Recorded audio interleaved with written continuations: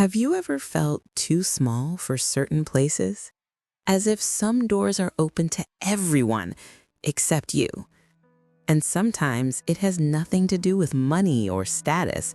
It's something deeper, a silent belief that whispers, you don't belong here. Today, you'll hear the story of a woman who sold popcorn outside a luxury shopping mall, and how one simple question asked by a child became the elevator that changed her entire life. Take a deep breath, because this might just be your story too. Duda was 27 years old and sold popcorn every day outside one of the biggest malls in the city, a place full of glass windows, designer brands, and people walking fast with expensive bags in hand. She arrived early, placed her cart near a side entrance, and spent the day serving popcorn, smiling politely, and counting coins at sunset. Always on the outside, always watching from a distance. Over time, she knew the routine. The security guards, the rush hours, even the scents that attracted more people. But she had never stepped inside the mall, not even out of curiosity. It wasn't fear of being stopped. It was something deeper, invisible but powerful. A quiet belief that she didn't belong in a place like that. There were no signs saying you're not allowed, but in her mind, there was something stronger. The thought that she was simply too small for a world that big. One slow Tuesday, as she rearranged her supplies, a little boy stopped near her cart. He wasn't looking at the popcorn, he was looking up. At the building, he asked if she had ever taken the glass elevator inside, the one that goes all the way up and shows the entire city from above. She paused. She had never thought about it, never even considered it. In her mind, elevators like that were for others, for people who fit that kind of space. But then came the real question, simple, innocent, and disarming. Why not? That moment stayed with her like a seed planted deep, because the truth hit hard. No one had ever stopped her from entering. The only thing keeping her out was the size of the thought she had about herself.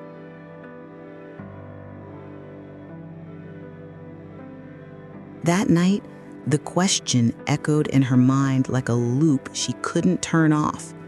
Why not? The next morning, she arrived earlier than usual.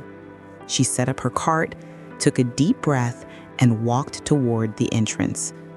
The security guards didn't stop her. Nobody questioned her. The mall felt cleaner, quieter, almost unreal, but she kept walking. She found the elevator, stepped in, and saw her own reflection in the mirror. As it rose, the city unfolded beneath her. Streets, cars, rooftops, and something inside her rose too. It wasn't about money. It wasn't about luxury. It was about giving herself permission to be there, to occupy a space her mind had always avoided. And in that moment, Duda realized she hadn't been outside because she was poor. She had been outside because she thought small. After that day, everything changed. Not around her, but inside her. She still sold popcorn. The cart was the same. But now, she walked taller, spoke with more confidence.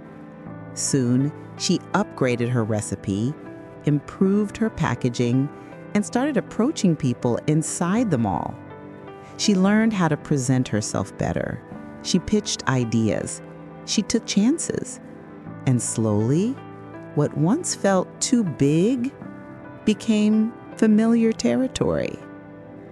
She carried 3 lessons that stayed with her. The place you're in doesn't define your size. The way you see yourself does. Thinking big isn't arrogance, it's vision. To change your life, you must first raise the ceiling inside your own mind.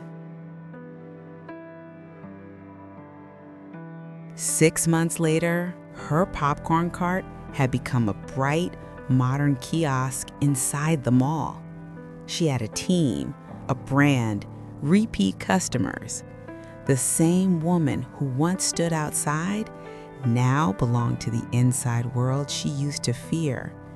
She often remembered that glass elevator, not because of the view, but because of what she saw in herself for the first time.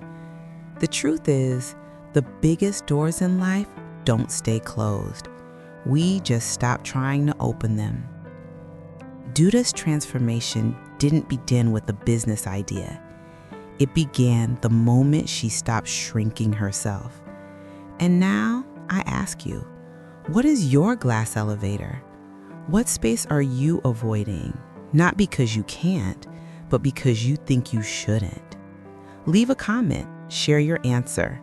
And if this story moved you, give it a like, send it to someone who needs to hear this, and remember, you grow the moment you stop playing small.